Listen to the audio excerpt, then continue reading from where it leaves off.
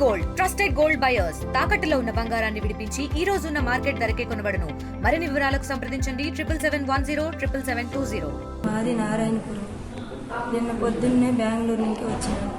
పిల్లలు టీసీ తీసుకుపోతామని నారాయణపురం స్కూల్కి వచ్చినాను. లోపలికి వెళ్ళి అర్ధవర్ పట్టింది. సైన్ చేసి అన్ని 2 టీసీలు నా 2 కూతురుది హాస్టల్లో వేస్తామనేసి టీసీ తీసుకొని బయట వచ్చినారు. 80,000 డబ్బులు ఇచ్చినారు. లోన్ ఏదో వచ్చిందని నా మొగుడికి చెప్పి వడ్డీ కట్టుకొనేసి వాళ్ళ ముందు చెప్పి వడ్డీ కట్టుకో 80,000 డబ్బులు ఉంది అని చెప్పినారు.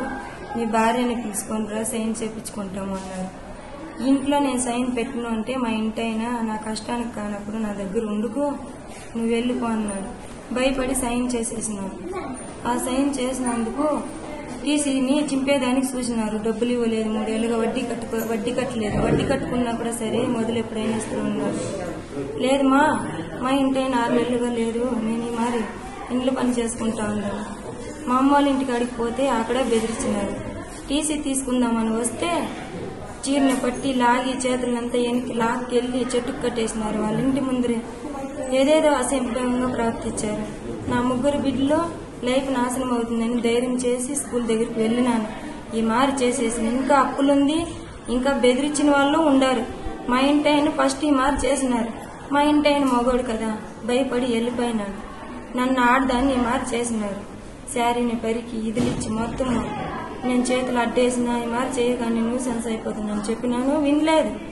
నా 3 బిడ్డలు ఏమన్నా అయిపోతారు. నా 3 బిడ్డల లైఫ్ అక్కడ ఉంది. స్కూల్లో టీసీ తల్లి సంతకం పెడితే గాని ఎవరు అది తెలుసుకుని వారం నుంచి భయపడుకొని వెళ్ళలేదు. స్కూల్ ఓపెన్ అయినప్పటి నుంచి.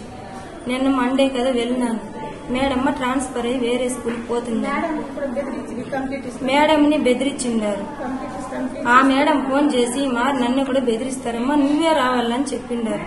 నేను భయపడి మేడం సరే నేనే వస్తానని నాకు రక్షణగా ఒక ఆయన పిలుచుకొని పోయినాను. చెప్పితే కూడా వినలేదు. బండి బీగాలు పెరిగి పెట్టుకొని మా కొడుకు ఏడుస్తా మా అమ్మని ఏమి చేయొద్దు అంటే కూడా లాగి పక్కకేసేసి మారి చేసి కొట్టి లోపలంతా కమిలిపోయేలాగా కాని కట్టి చేయలా ముందు కొట్టినారు. కట్టేసి కొట్టినే లేదు. ఆమె మమ్మల్ని కొట్టిందని బెదిరించినారు. నాకే తెలియకుండా వీడియోలు తీసేసినారు, లైవ్ చేసేసినారు. మాకెవరూ లేరు. ఒక అన్న లేరు, ఒక తమ్ముడు లేరు. మేము ఎలా బతకలు? ఇల్లు వాకిలు లేనందువల్ల నా పార్టీ తరపున ఏదో మున్సిపాలిటీ కాలనీ ఇల్లు వచ్చింది. ఇల్లు కట్టింటి ఇల్లు అమ్మేసి అప్పుల్ని ఇవ్వు అని బెదిరించినారు. మనం ఉంటే ఇల్లు లాక్కుంటారని భయపడి రైకి రయ్యి బట్టలు ఎత్తుకుని వెళ్ళిపోయినాను. ఇల్లు పని చేసుకొని బతుకుతా ఉన్నాను. మా ఇంటి ఆయన నా దగ్గర లేదు. తెలిసింటే వచ్చిండేవాడు. మా ఇంటి ఆయనకి తెలీదు.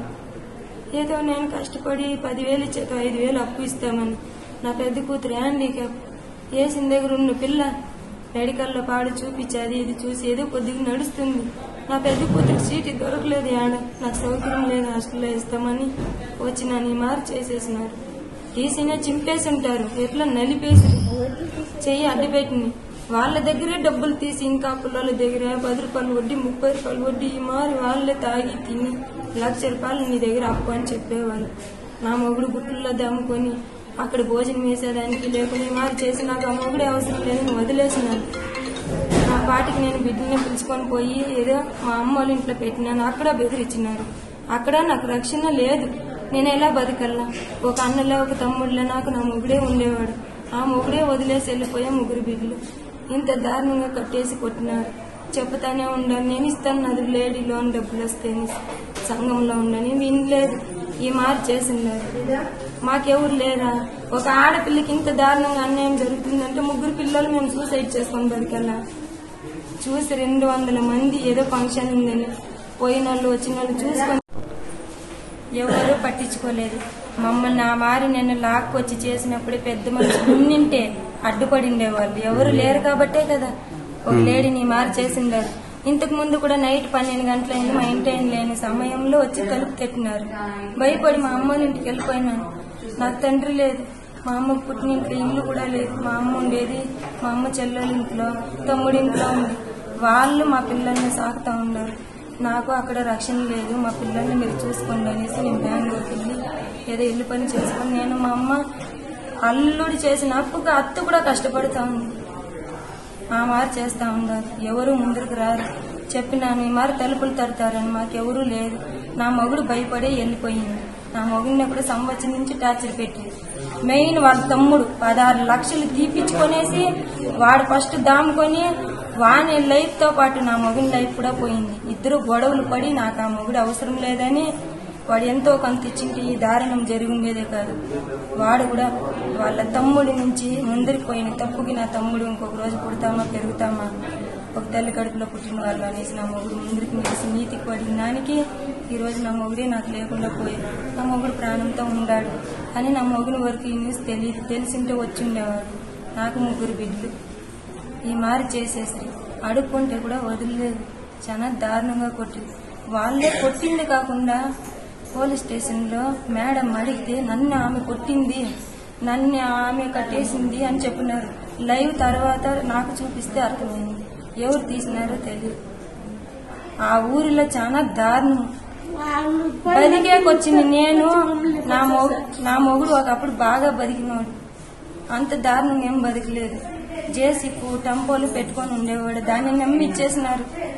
మేమేంది తిరిగి మాట్లాడలేకపోయే వాళ్ళని తీసుకున్న తప్పుకి ఈ మారి దాడి చేస్తారు.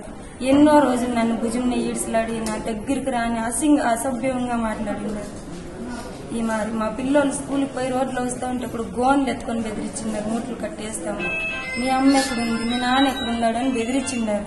ఆ పాప ఫోన్ చేసి మారి మాట్లాడతారమ్మా, నేను ఉండను మా అవ్వ దగ్గర, మమ్మల్ని ఉండే కాడికి తీసుకొని వెళ్ళిపోయినది. ప్రియతమ ముఖ్యమంత్రి వర్యులు శ్రీ నారా చంద్రబాబు నాయుడు సార్ వారి ఆదేశాలు మరియు జిల్లా అధికారుల యొక్క ఆదేశముల మేరకు ఈరోజు శిరీష నిన్న జరిగినటువంటి ఇన్సిడెంట్ పైన విచారణలో భాగంగా ఈ యొక్క హాస్పిటల్కి రావడం జరిగింది. ఈ హాస్పిటల్కి వచ్చిన సందర్భంగా సదరు శిరీషను విచారించగా శిరీష వారు 80,000 అప్పు తీసుకున్న దానికి పర్యవసానంగా నిన్న చెట్టుకు కట్టి కొట్టి ఉన్నారని తెలిపి ఉన్నారు.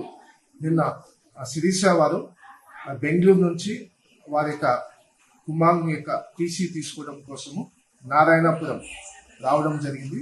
ఆ సందర్భంలో జరిగినటువంటి ఇన్సిడెంట్. దీనిపైన కుప్పం పోలీసు వారు విచారణ చేసి కేసు కూడా నమోదు చేయడం జరిగింది. అదేవిధంగా శిరీష వారిని విచారించగా వారికి భూమికి సంబంధించిన సమస్య ఉందని తెలిపి ఉన్నారు. ఆ యొక్క భూ సంబంధిత సమస్య కూడా పరిష్కరించడం జరుగుతుందని మీడియా ముఖంగా తెలియజేస్తున్నాము. వారి యొక్క పెద్ద కుమార్తెకు విజిలాపురం హాస్టల్ నందు ప్రవేశం కోసము సీటు కావాల్సి ఉన్నదని తెలిపి ఉన్నారు. ఆ యొక్క ప్రవేశానికి సంబంధించి కూడా అధికారులతో మాట్లాడి అక్కడ చేర్పించడం జరుగుతుందని మీడియా ముఖంగా తెలియజేయడం జరుగుతుంది. కుప్పం నియోజకవర్గము, కుప్పం మండలం నందు ఇటువంటి పర్యవసనాలు మరొకసారి పునరావృతం కాకుండా తగిన రీతిలో చర్యలు తీసుకోవడం జరుగుతుందని, తగిన రీతిలో గ్రామస్తులకు, గ్రామ పెద్దలకు వీటిపైన అవగాహన కల్పించడం జరుగుతుందని మీడియా ముఖంగా తెలియజేసుకుంటున్నాం. ఇండియా పాకిస్తాన్ ఉద్రిక్తతలపై లేటెస్ట్ అప్డేట్స్ కోసం డౌన్లోడ్ చేసుకోండి RTV లైవ్ యాప్.